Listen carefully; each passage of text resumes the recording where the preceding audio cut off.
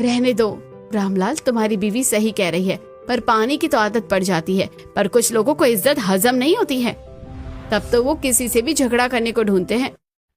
शारदा चांदनी का इशारा समझ जाती है और कुछ कह नहीं पाती। इसी तरह कुछ दिन बीतते हैं और एक रात रामलाल विक्रांत और पिंकी के साथ आइसक्रीम खाते हुए घर आता है। रामलाल, तुमने बच्चों को आइसक्रीम दिलाई है? हाँ, और मैं सबके लिए भी आइसक्रीम लाया हूँ। रामलाल, मुर्गा बनो।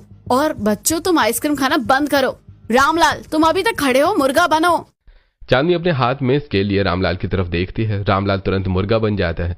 वहीं बच्चे और बहुएं हैरान खड़ी होती हैं। शारदा अपने कलेजे पर हाथ रख लेती है।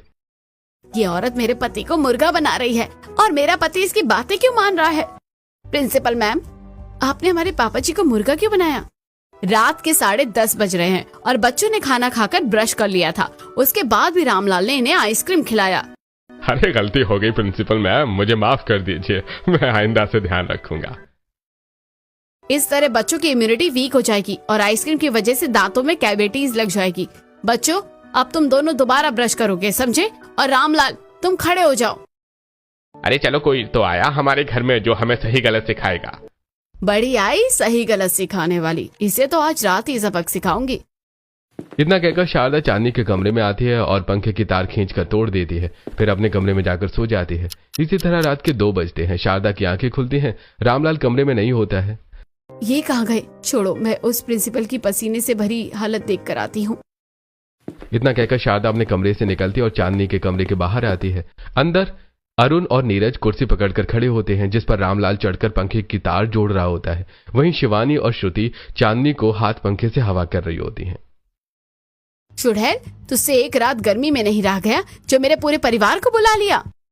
मैं क्यों किसी को बुलाऊंगी? मैं तो बिना पंखे के ही आराम से सो रही थी। वो तो बहुओं ने देख लिया और सभी को कमरे में बुला लिया। हाँ मम्मी जी, प्रिंसिपल मैम ने हमें नहीं बुलाया, हम खुद ही आए हैं। बहुओं, तुम्हें रास्ते में मेरे लिए छाता पकड़ने के लिए कहती हूँ तो तुमसे छाता नहीं पकड़ा जाता और यहाँ इसे हवा कर रही हो।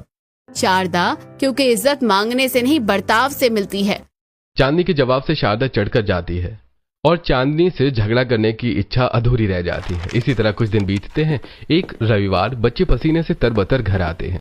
मम्मी, जल्दी पानी दो, बहुत प्यास लगी है। श्रुति फ्रिज का ठंडा पानी बच्चों को देती है। रुको बच्चों, पानी मत पीना। तुम दोनों इतनी बड़ी और समझदार हो, तुम्हें ये नहीं पता कि जब कोई धूप से आए तो उसे ठंडा पानी नहीं दिया जाता?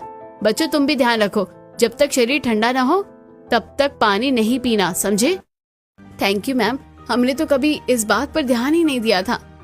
इन्हीं छोटी छोटी बातों पर ध्यान देना पड़ता है, वरना गर्मियों में तबीयत खराब होते समय नहीं